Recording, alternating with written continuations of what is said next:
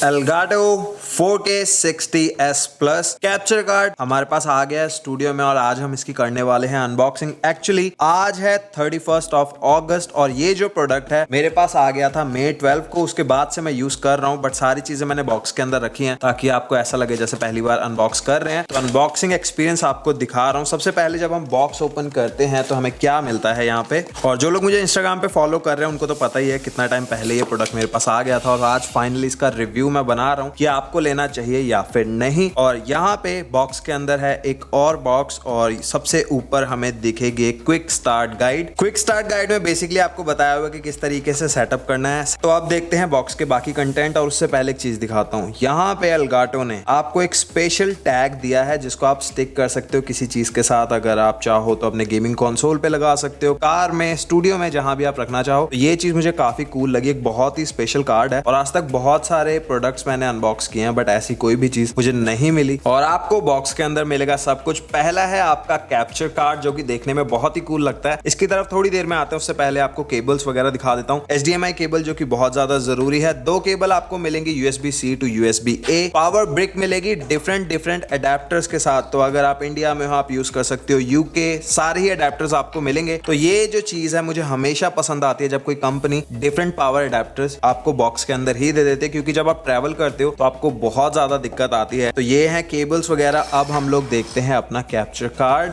जो कि है यहाँ पे। अब कैप्चर कार्ड की बात करें तो ऊपर ही आपको एल्गाटो का लोगो दिख रहा होगा और देखने में बहुत ही कूल लगता है यार ये वाला जो कैप्चर कार्ड है। साइड की अगर बात करूं 4K60S प्लस जो कि इस कैप्चर कार्ड का नाम है। बैक में आपको USB-C पोर्ट मिलता है पावर के लिए। अब यहाँ पे 2 HDMI पोर्ट हैं। किस चीज के लिए वो बता देता हूँ। प्ले स्टेशन से जो HDMI केबल आएगी वो लगेगी इनके अंदर, और फिर आउट से जो HDMI केबल जाएगी वो लगेगी आपके मॉनिटर के अंदर। और अब अगर फ्रंट की बात करें, फ्रंट में आपको ऑडियो इनपुट के लिए मिल जाएगा 3.5mm वाला जैक, एक रिकॉर्ड बटन, और यहाँ पे है आपके SD कार्ड का स्लॉट। तो यहाँ पे लगेगा आपका SD कार्ड। तो ये था सारा पार्ट अनबॉक्सिंग। अब रिव्यू की बात करते हैं, और यहाँ पे है मेरे पास 4K60S प्लस एल्गाटो का ब्रांड न्यू कैप्चर कार्ड है। ये वाला CES के टाइम पे एल्गाटो ने शो किया था और मेरे पास मई में आ गया था और मैं इसको टेस्ट कर रहा था काफी टाइम से कि कैसी है इसकी परफॉर्मेंस। मैं एक्चुअली चैनल स्टार्ट करना चाहता था गेमिंग वाला जहां पे मैं स्ट्रीम करूं, बट गेमिंग PC अभी तक मैं नहीं ले पाया कुछ प्रॉब्लम्स की वजह से। कुछ लैपटॉप्स मैंने ऑर्डर किए जो कि काम नहीं किए स्ट्रीम के लिए, तो अभी गेमिंग PC जो है उसको लेके मैं कंफ्यूज हूँ। बट ये वाले कैप्चर कार्ड को काफी टाइम मैंने यूज किया है, मई से लेके अभी तक। आज यहाँ पे 3 सितंबर हो चुका है। 31 सितंबर को मैंने अनबॉक्सिंग वाला पार्ट शूट किया था। उसके बाद फिर से मैंने 2-3 दिन लिए पूरा अच्छे से सोचने के लिए कि कोई चीज ऐसी ना हो जो मिस हो जाए, क्योंकि काफी एक्सपेंसिव चीज है। और अगर आप एक स्ट्रीमर हो, अगर आप यूट्यूबर बनना चाहते हो, रिकॉर्ड करना चाहते हो गेम प्ले, तो ये परफेक्ट चीज हो सकती है। मैं खुद इसको 2 महीने से गेम्स रिकॉर्ड करने के लिए यूज कर रहा हूं। आपको यहाँ पे कोई भी PC वगैरह की जरूरत नहीं है।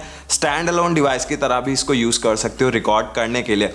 अब एक चीज बिल्कुल स्टार्टिंग में बताता हूं, आपका जो मॉनिटर होगा, मॉनिटर के रेजोल्यूशन के ऊपर डिपेंड करता है जो रेजोल्यूशन में ये रिकॉर्ड करेगा। जैसे अभी मेरे पीछे 5K मॉनिटर है और 4K का ये कैपेबल है, 4K 60 फ्रेम्स पर सेकंड।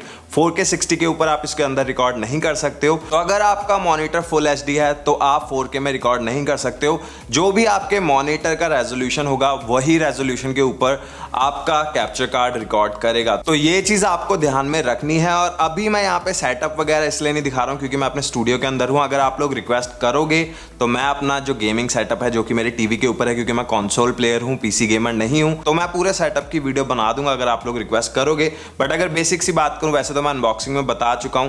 आपको बस बेसिकली करना है क्या, यहाँ पे पावर लगानी है। 2 USB-C पोर्ट है बैक में, तो पहले में लगेगी पावर जिससे ये ऑन हो जाएगा। दूसरा जो USB पोर्ट है, यहां से आपको USB-C केबल बॉक्स के अंदर ही मिलेगी, कनेक्ट करनी है। एक साइड यहां लगेगा, दूसरा साइड लगेगा आपके विंडोज PC में। मैक को सपोर्ट नहीं करता है तो ये एक प्रॉब्लम हो सकती है। अगर आप विंडोज यूजर हो तभी आप इसको यूज कर सकते हो अपने कंप्यूटर के साथ। पावर, उसके बाद N जो है, जो आपकी HDMI केबल आपने PlayStation 4 से निकाली होगी या Xbox से या Nintendo से या PC से, वो जाएगी इनके अंदर। और यहाँ पे दूसरी आपको HDMI केबल कनेक्ट करनी है आउट में, और आउट वाली जो HDMI केबल होगी वो लगेगी आपके मॉनिटर में। और उसके बाद बेसिकली यहाँ पे आपको एक रेड लाइट दिखेगी इस रिकॉर्ड बटन के अंदर। अगर मैं पास करूँ थोड़ा सा ऐसे, तो यहाँ पे ये जो बटन है यहाँ पे रेड लाइट दिखेगी। आपको बस एक SD कार्ड डालना है, यहाँ पे बटन दबा देना है, रिकॉर्डिंग हो जाएगी ऑन। That's it, simple. कुछ भी यहाँ पे टेंशन वाली बात नहीं है।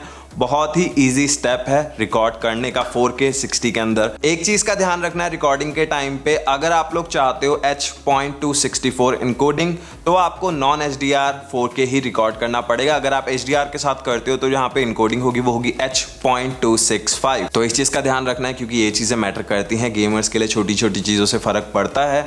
और अब अगर मैं क्वालिटी की बात करूं, क्वालिटी बहुत ही सुपर्ब है। अब एक और चीज इसका आपको ख्याल रखना है इसको यूज करते हुए, क्योंकि रिव्यू है तो एक एक चीज मुझे आपको बतानी चाहिए। ये चीजें जो छोटी हैं बहुत ज्यादा इंपॉर्टेंट है, क्योंकि यहाँ पे SD कार्ड आप यूज करते हो, आपका जो SD कार्ड होगा आपको फॉर्मेट करना है exFAT या फिर FAT32 फॉर्मेट में, तभी आप इसके साथ यूज कर सकते हो, वरना नहीं चलेगा। exFAT जो फॉर्मेट है उसको Elgato रिकमेंड करता है कि आपको exFAT में रिकॉर्ड करना चाहिए, बट मैं आपसे कहूंगा आपको रिकॉर्ड करना चाहिए FAT32 में। अब यहाँ पे क्यों मैं ऐसा कह रहा हूं वो मैं आपको बता देता हूं। अब अगर तो आपको चाहिए एक बहुत ही लंबी फाइल, अगर मान लीजिए आप 2-4 घंटे गेम खेल रहे हो, आपने SD कार्ड लगाया हुआ है और अगर exFAT के अंदर आपका फॉर्मेट होगा SD कार्ड, तो वहां पे एक ही फाइल बनेगी जितना भी टाइम आप गेम करोगे, जितना टाइम आपने रिकॉर्ड किया हुआ होगा। बट अगर आप FAT32 के अंदर फॉर्मेट करते हो अपनी SD कार्ड को तो 4 GB पे लिमिटेड है, तो पार्ट्स में बनेगी वीडियो। और अगर आप एक यूट्यूबर हो, अगर आप गेम प्ले वगैरह अपलोड करते हो तो आपके लिए लाइफ जो है वो बहुत ज्यादा ईजी हो जाएगी, क्योंकि पार्ट्स में होगी वीडियो, क्योंकि फिर आपको पता होगा कि कौन से मिनट से लेके कौन से मिनट तक आपको एडिट करना है। इमेजिन 4-5 घंटे का गेम प्ले है और आपको बीच बीच में से पार्ट्स निकालना है, तो पूरी वीडियो आपको देखनी पड़ेगी। इससे अच्छा है कि आप FAT32 के अंदर फॉर्मेट करो अपने SD कार्ड को, पार्ट्स में वीडियो बनेगी, आपको ईजी रहेगा एडिटिंग के टाइम पे।